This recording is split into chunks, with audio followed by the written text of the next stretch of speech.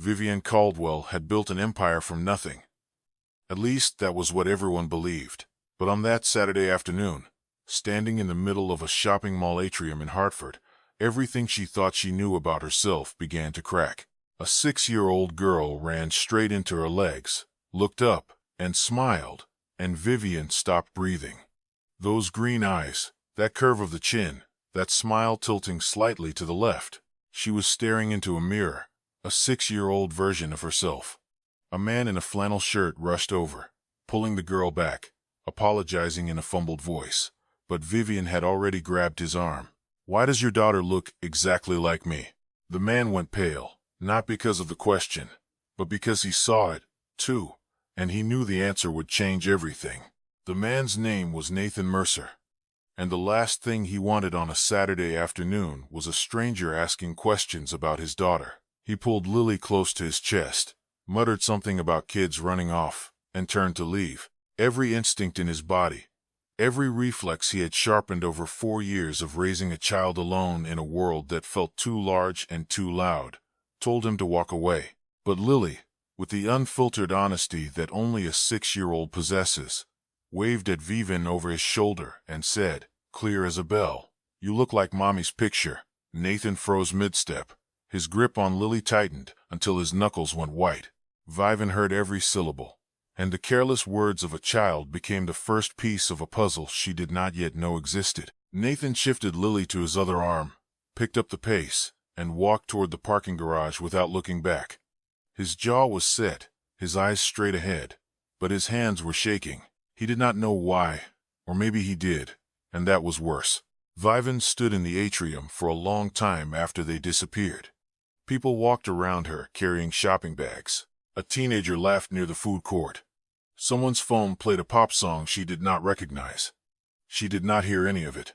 She kept seeing that face, the girl's face, and feeling something she could not name pressing against her ribs like a fist. She drove back to her penthouse in downtown Hartford, kicked off her heels by the door, and sat on the edge of her bed with her phone in her hand, staring at the wall.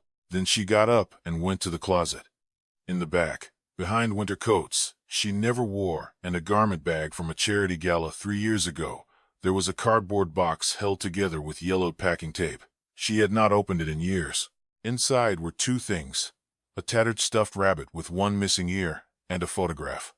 The photograph showed a little girl about 4 years old with auburn hair, green eyes, and a smile that tilted to the left. That little girl was Vivien. It was the only picture she had from before Margaret Caldwell adopted her, before Greenwich, before boarding schools and trust funds and corner offices, before she became someone with a name that appeared on buildings. She held the photograph next to the memory of the girl's face in the mall. The resemblance was not subtle. It was not a trick of the light, or a coincidence, or the kind of thing people say to strangers to be polite. It was exact. The same bone structure, the same shade of green in the eyes, the same asymmetry in the smile. Vivien had been adopted by Margaret Caldwell at the age of 3. Her adoption records were sealed by the state of Connecticut. For 31 years, she had never asked questions about her biological family. She had told herself it did not matter, that the life Margaret gave her was more than enough. She had told herself that looking backward was a luxury she did not need. She had built an entire identity on moving forward. But now, sitting on a $4,000 comforter in a penthouse she had paid for in cash, she could not stop the questions from flooding in. Who was she before she was Vivien Caldwell?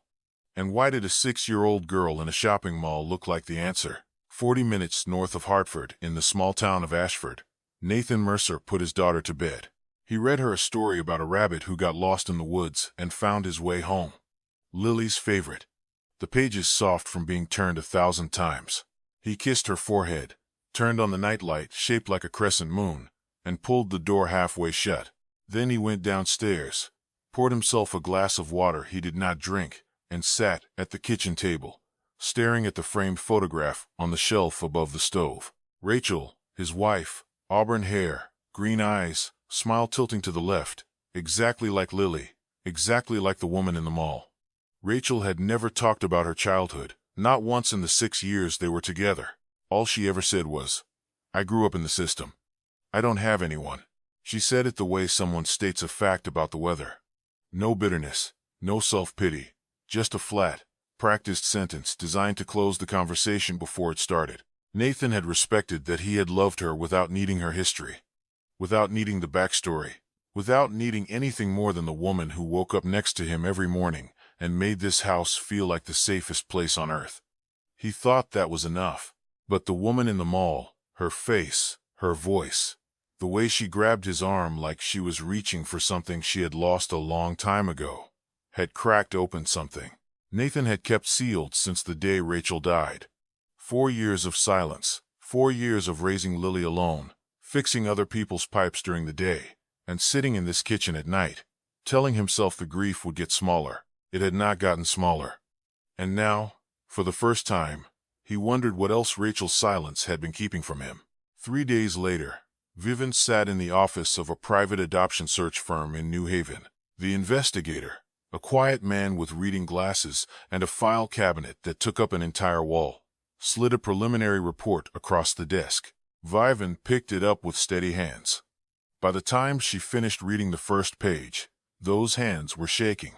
The file stated that Vivien Ann, born 1992, had entered the Connecticut foster care system in 1995, along with one sibling, an older sister named Rachel Ann, born 1989. The two sisters had been separated when Vivien was 3 and Rachel was 6. Vivien had been placed with an adoptive family in Greenwich within 3 months.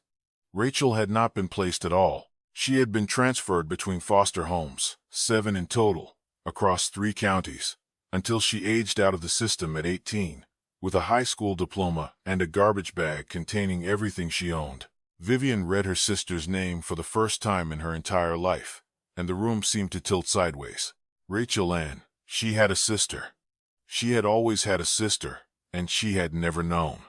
The investigator asked if Vivien wanted to continue the full search. She said yes before he finished the sentence, but she did not tell him she already had a lead. During that brief encounter at the mall, Lily had said 2 things that stuck in Vivien's memory like splinters. Daddy, Nathan, and we live in Ashford.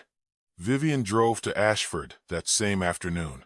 The town was everything Hartford was, not tree-lined roads with canopies of oaks, wooden houses with sloped roofs and American flags on the porches, a hardware store with a bell above the door and a hand-painted sign. She stopped at that hardware store, asked if anyone knew a Nathan Mercer, and the man behind the counter, old enough to remember everyone who had ever bought a box of nails in that town, pointed her toward Oak Hill Road, 3rd house on the left, blue mailbox. Nathan opened the door and recognized her immediately. His body language changed in an instant. Shoulders squared, jaw tight, one hand gripping the doorframe hard enough to turn his knuckles pale. He thought she was a reporter, or a lawyer, or someone from the state. Someone who had come to make his quiet, carefully constructed life complicated. Vivien did not ease into it. She did not make small talk or apologize for showing up unannounced. She pulled out the photograph from her foster care file. The 4-year-old girl with green eyes and the tilted smile held it up next to her own face and said, "I think your wife was my sister. Her name was Rachel Ann before she had a last name." Nathan looked at the photograph, looked at Vivien, looked at the photograph again. His mouth opened, but nothing came out. Behind him, the sound of small feet on hardwood floors. And then Lily appeared in the hallway, saw Vivien, and squealed with pure, uncomplicated delight. She ran past her father's legs and wrapped her arms around Vivien as if she had been counting the days since the mall. Nathan did not close the door. He could not, because the photograph of the 4-year-old girl in Vivien's hand was identical. Not similar, not close, but identical to the photograph Rachel had kept hidden in the bottom drawer of her nightstand for as long as Nathan had known her. The one he found after her death, tucked beneath old letters and a dried flower from their wedding, and never understood why she treasured it so deeply. Now, he understood it was her sister. It had always been her sister.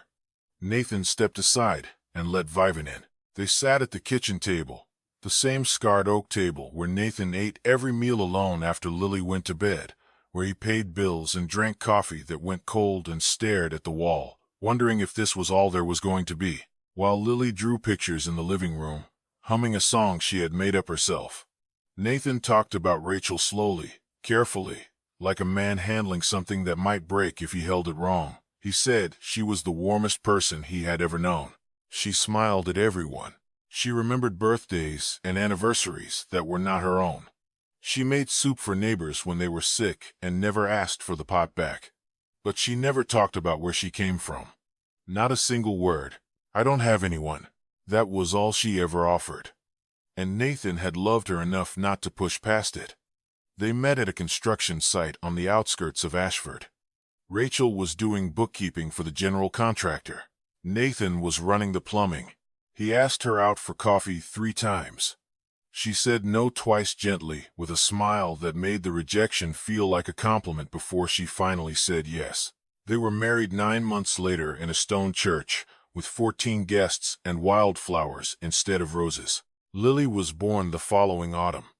Vivien listened to every word, and each one landed somewhere deep inside her chest, in a place she did not know existed. Then she told Nathan her side. She had been adopted by Margaret Caldwell at 3 years old. Raised in a mansion in Greenwich with a rose garden and a library and more rooms than anyone needed.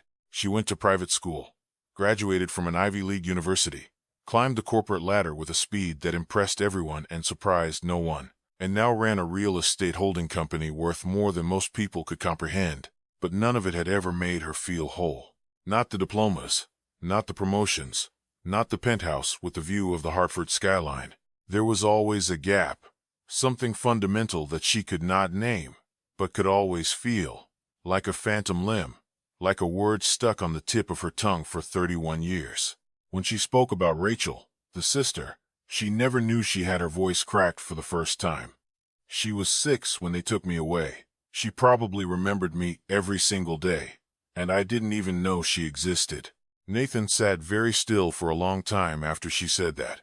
The pieces were falling into place now, one by one, and each one hurt more than the last. Rachel used to cry at night, not often, maybe once a month, sometimes less, but, in the small hours, he would wake up and find her sitting on the edge of the bed, wiping her eyes with the sleeve of her nightgown. She always said the same thing when he asked, "Just a bad dream." He never pushed. He thought he was respecting her boundaries. Now, he wondered if he had just been afraid of what he would find if he looked closer. Once Lily was maybe a year old, he found Rachel asleep in the rocking chair next to the crib, her hand curled around the baby's fingers, her lips moving, whispering a name he could not quite make out. He leaned closer, but she stirred, and the name dissolved into silence. Now, he was certain, the name was Vivien. Rachel had carried the loss of her little sister for her entire life. Through every foster home that was not a home. Through every night alone in a system that had forgotten her. Through every year of building the family she had always wanted and she had never told a single soul. Nathan felt a wave of grief and guilt so sharp it nearly doubled him over. He wished he had asked. He wished he had pushed past her bad dreams and held her until the truth came out. But he had not. And now, Rachel was gone. And the truth was sitting across from him in the form of a woman who wore his wife's face and carried her own version of the same wound. He looked at Vivien, and something shifted inside him. The wall he had built around his life, the careful, deliberate isolation of a man who had decided that he and Lily were enough, developed its first crack. He was no longer guarding his door against a stranger. He was sitting with the only other person in the world who understood what Rachel's absence really meant. Vivien drove back to Hartford that night, but the city felt different. The skyline she once found exciting now looked like a row of expensive tombstones. She went to her office the next morning, buried herself in quarterly reports and conference calls, and tried to pretend the weekend had not happened. It lasted about 3 hours. By noon, she was staring at her phone, rereading the notes from the adoption search firm and replaying every word Nathan had said about Rachel. What Vivien did not know was that someone else was watching her. Derek Sloan, the chief operating officer of Caldwell and Pierce Holdings, had been tracking Vivien's movements for weeks, not because he cared about her well-being, but because he wanted her chair.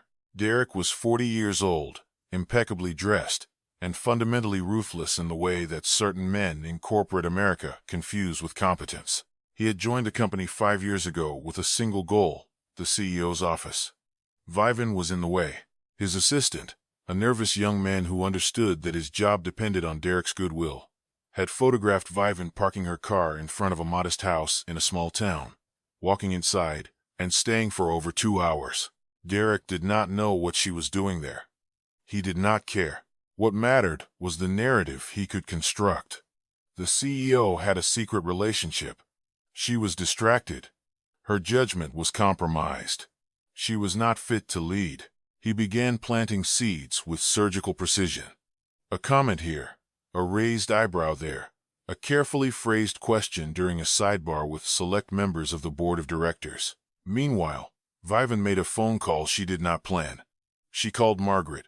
It was instinct, the deep automatic reflex of a daughter reaching for her mother when the world stops making sense. Regardless of how complicated that relationship might be, she told Margaret she had found records indicating she had a biological sister named Rachel. The silence on the other end of the phone lasted so long that Vivien pulled the phone away from her ear to check if the call had dropped. It had not. Then Margaret spoke, her voice thin and trembling like a wire pulled too tight. "We should talk about this in person, Vivien." Something in those 7 words, the weight of them, the way they carried the unmistakable shape of a confession held for 3 decades, made Vivien's stomach drop. That evening, Nathan called. His excuse was, Lily, the girl had asked, "When is she coming back?" Approximately 11 times during dinner, each time with increasing urgency, until Nathan ran out of creative ways to change the subject. He relayed the message with a self-conscious laugh, his voice low so Lily would not hear him from the other room. But the truth was, he wanted to talk too, and Vivien wanted to listen. This was the first real conversation Nathan had had with another adult in 4 years.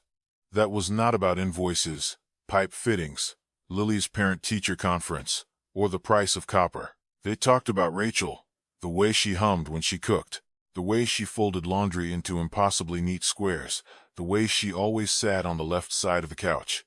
They talked about Lily's obsession with drawing cats that invariably looked like potatoes with whiskers. They talked about Ashford and Hartford, 2 worlds 40 minutes apart that might as well have been on different planets. The call lasted 2 hours. When Nathan hung up, he did not move from the kitchen chair. He sat in the dark, the phone warm in his hand, and realized he was smiling. Not the polite half-smile he gave to customers. Not the gentle, practiced smile he reserved for Lily. An actual, real, unguarded smile. The kind that starts in the chest before it reaches the face. He had not smiled like that at another person in 4 years. The realization landed in his stomach like a stone. Vivien drove to Greenwich on Saturday morning. Margaret's house was exactly as she remembered. Stone exterior. Rose garden in pristine condition despite the approaching winter. Oil paintings in the foyer. The faint smell of lavender and furniture polish. Margaret was waiting in the living room, sitting in the same wing-back chair she had sat in for as long as Vivien could remember. Her hands were wrapped around a teacup, and they were shaking. She looked older than Vivien remembered. Smaller, more fragile. The house was full of photographs of Vivien as a toddler in a white dress at her first piano recital at high school graduation in her first corporate headshot. Every wall told the story of a daughter who was loved, but the story had a hole in it, and Margaret was about to fill it. She told Vivien everything. In 1995, when the adoption agency contacted her about Vivien, they informed her that the child had an older sister, Rachel, 6 years old. They asked Margaret if she would consider taking both children. Margaret said no. She wanted one child, only one, and Vivien was younger, more adaptable, easier to bond with, as she put it, though the words seemed to taste like something bitter in her mouth. Rachel was returned to the system. A social worker carried her file back to a desk somewhere, stamped it, and moved on to the next case. Margaret signed the adoption papers for Vivien, drove her to Greenwich that same week, bought her a stuffed rabbit on the way home, and never once, not in 31 years, asked what had happened to the older girl. Vivien did not scream. She did not slam her fist on the antique coffee table or hurl the teacup at the wall of photographs. She stood up slowly, walked to the back porch, and stared at the rose garden Margaret had tended for 30 years. She thought about Rachel, 6 years old, standing in a government office somewhere, old enough to understand what was happening, old enough to watch her baby sister leave in the arms of a well-dressed stranger and know with absolute certainty that she was being left behind. Rachel grew up in the system. 7 foster homes, 3 counties, 18 years of never being chosen, while Vivien slept in a bedroom with a canopy bed and a walk-in closet full of toys she never played with twice. The injustice of it did not make Vivien angry at Margaret specifically. It was bigger than that. It made her angry at a system that treated siblings like inventory to be split and distributed. It made her angry at a world that decided a 3-year-old was worth investing in and a 6-year-old was not. It made her angry at 31 years of her own comfortable, willful ignorance. She called Nathan from her car as she pulled out of Margaret's driveway, the last light of the afternoon fading behind the bare trees. Her voice was breaking. Her knuckles were white on the steering wheel. She told him everything Margaret had said, every word, every excuse, every silence. Nathan listened without interrupting, without offering commentary, without trying to fix it. When she finished, the line went quiet for a long time. Then Nathan spoke, and his voice was steady in a way that felt like solid ground beneath her feet. "Rachel never blamed anyone," he said. "She told me once the only thing she wanted in her whole life was a family that stayed, and she got that with me and Lily." That sentence was the only thing that kept Vivien from falling apart on Interstate 91 that night, and it pulled the two of them closer together. No longer connected only by Rachel, but by something that was beginning to belong to them alone. The following weekend, Vivien returned to Ashford. Nathan met her at the door with coffee and 2 mismatched mugs and an expression that said he had been thinking about this moment all week. They sat in the living room, and Nathan pulled a photo album from the bottom shelf of the bookcase. Thick, heavy, the old-fashioned kind, with adhesive pages and plastic overlays that crackled when you turned them. He opened it carefully, as if the pages contained something alive. The first photograph was their wedding. Rachel, in a simple white dress, standing in the courtyard of a small stone church, laughing so hard her eyes were nearly closed. Nathan beside her, younger, broader, looking at her like the rest of the world had ceased to exist. Vivien turned the page. Rachel holding Lily as a newborn, hours old, tears streaming down her cheeks. Her face a collision of terror and joy so raw it was almost painful to witness. Another page. Rachel kneeling in the front garden on a spring morning, her hands black with soil, planting marigolds along the walkway, wearing a smile of quiet, hard-earned satisfaction. The smile of a woman who had finally found home after a lifetime of not having one. Vivien went through the album, page by page, slowly, and her tears fell onto the plastic covers. She was looking at her sister's face and seeing her own. The same bone structure, the same green eyes, but Rachel's face carried more lines around the eyes, more calluses on the hands, more evidence of a life that had been harder and shorter, and in its own way, more complete than Vivien's might ever be. Lily climbed onto the couch beside Vivien, leaned her small body against Vivien's arm, and pointed at a photograph of Rachel holding a birthday cake with 3 candles. "Mommy's in heaven," Lily said with the matter-of-fact gravity that only children possess when they talk about enormous things. "But you look like her, so maybe she sent you." The room went absolutely still. The clock on the wall ticked. The refrigerator hummed. Nathan turned away and pressed the heel of his hand against his eye. Vivien pulled Lily into her arms and held her tight. And for the first time in her life, she understood what it felt like to hold a child who shared her blood. Not her own child, but the living, breathing proof that her sister had existed, had loved, had built something beautiful before she left. Nathan watched them from across the room, his back against the doorframe, and felt something he had not felt in 4 years. The unmistakable, terrifying, wonderful sense that this house was no longer empty. After Lily fell asleep that night, Nathan and Vivien sat on the front porch. The evening was cool and sharp, early autumn in New England. The air carrying the smell of dry leaves and distant wood smoke. Nathan told Vivien about the day Rachel died. It was a Tuesday in October. Rachel was driving to pick up Lily from preschool, the same route she drove every afternoon.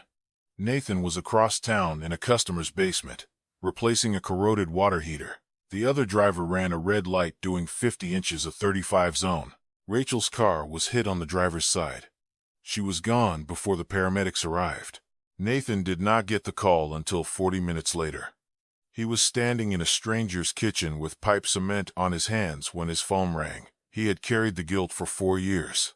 The relentless, grinding, irrational guilt of what-ifs. If he had driven that day, if he had picked Lily up instead, if he had simply said, "Let me go, you stay home." He knew it was not logical. He knew guilt does not listen to logic. Vivien did not say, "It wasn't your fault." She had heard enough empty comfort in corporate boardrooms to know that the sentence means nothing to someone who is still drowning in the what-ifs. She just reached over and took his hand. They sat together in the silence, and the silence said everything that words could not.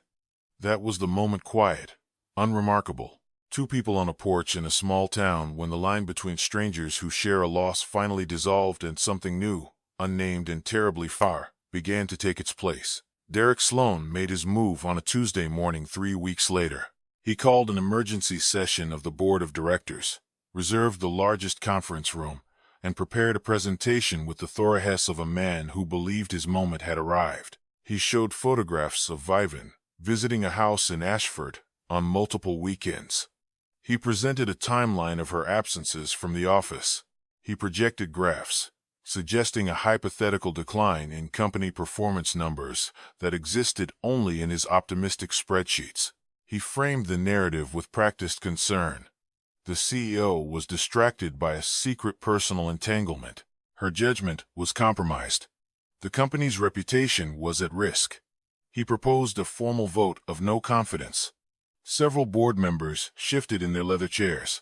The room was tense, silent, the air thick with corporate politics and barely concealed ambition.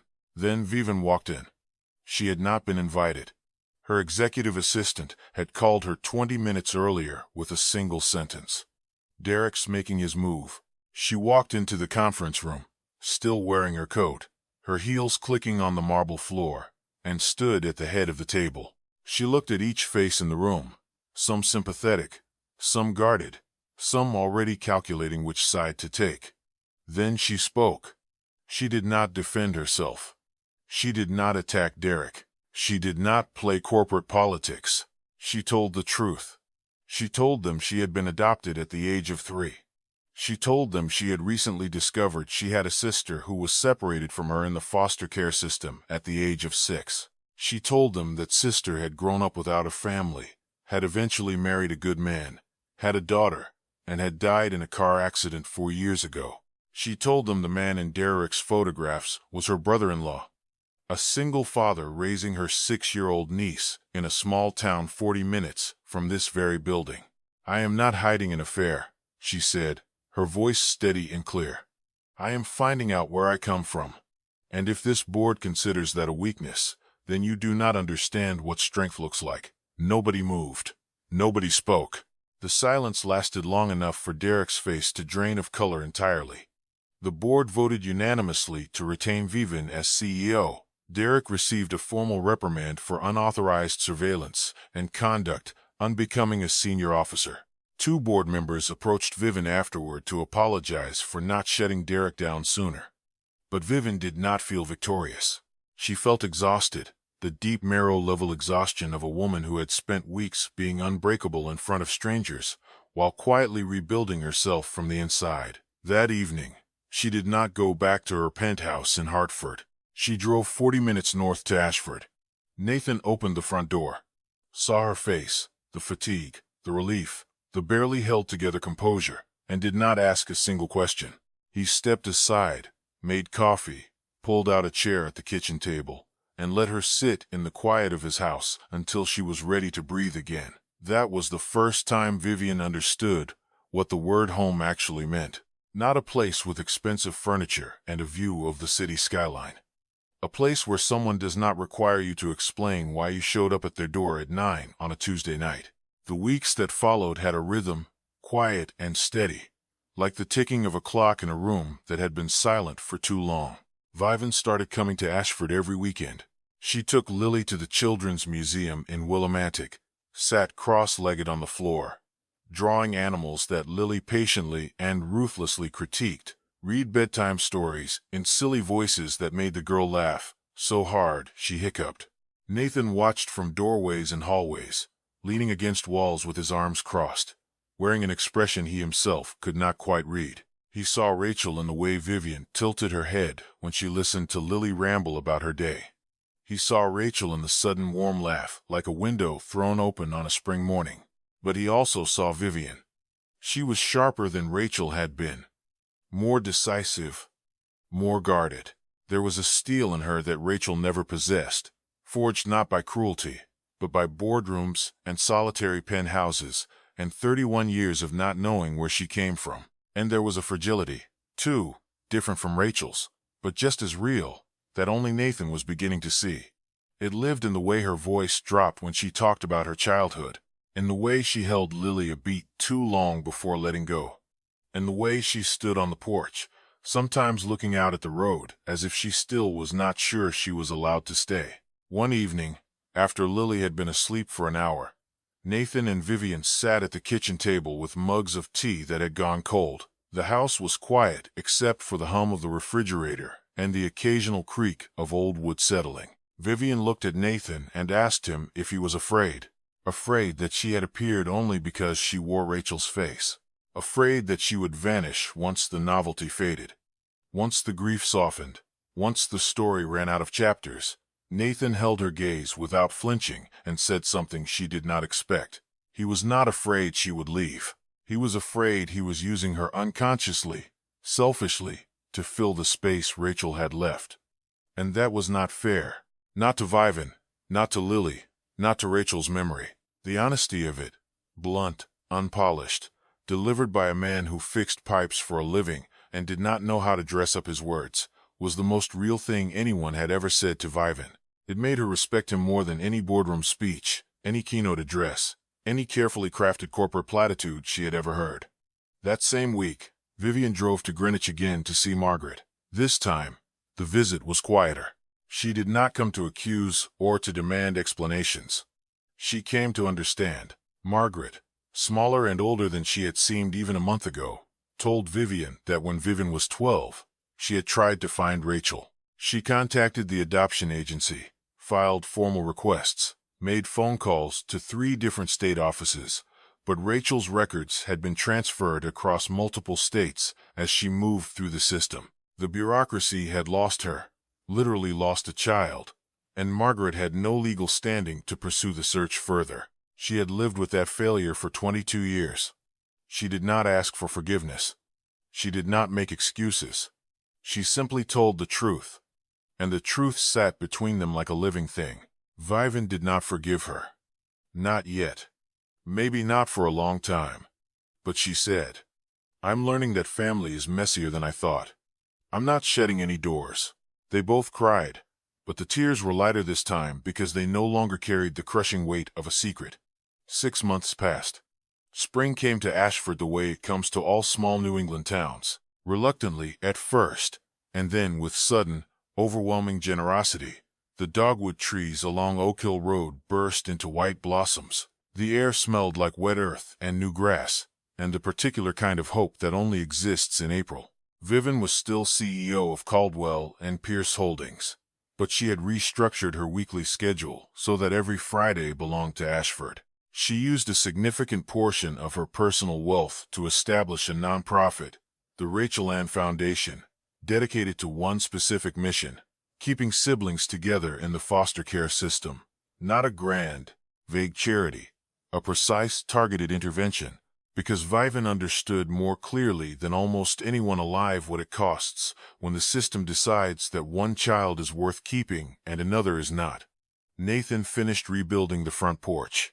It was a project he had started the spring before Rachel died, tearing out the rotting boards, reinforcing the sagging railings, sanding everything down to bare wood. He had stopped working on it the day she was killed, and had not touched it since.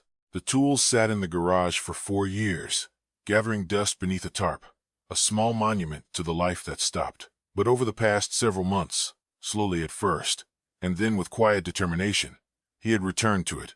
He replaced the last warped boards with fresh-cut cedar, stained the railings a warm honey color, and painted the deck white, the same shade of white Rachel had picked out from a paint swatch book the week before she died. He set out 2 wooden Adirondack chairs, side by side, angled slightly toward each other, and between them, a smaller one, child-sized, painted the same white for Lily. On a Friday afternoon in late April, Vivien sat on that newly finished porch with Lily. The sun hung low over the trees, casting long gold shadows across the yard. A robin was pulling a worm from the garden bed Nathan had replanted. Lily sat cross-legged beside Vivien, drawing with crayons on a large sheet of paper balanced on her knees. When she finished, she held up the picture.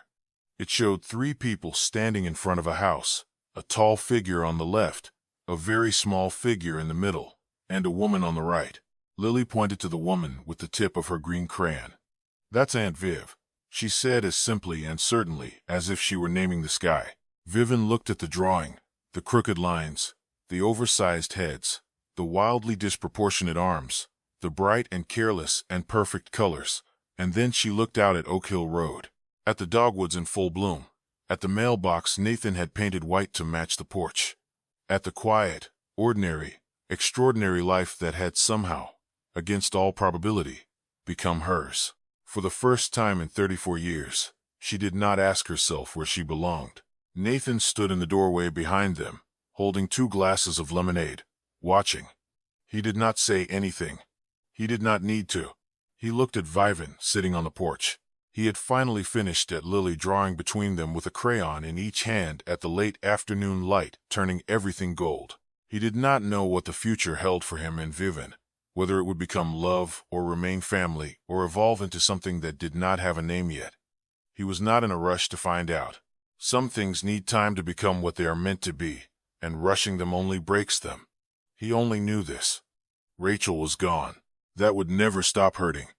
Not completely, not ever, but the thread she had left behind, invisible, unbreakable, woven from blood and memory, and the kind of love that survives everything, even death, even silence, even 31 years of not knowing, had pulled the right person to the right place at the right time. And this time, finally, no one was being left behind.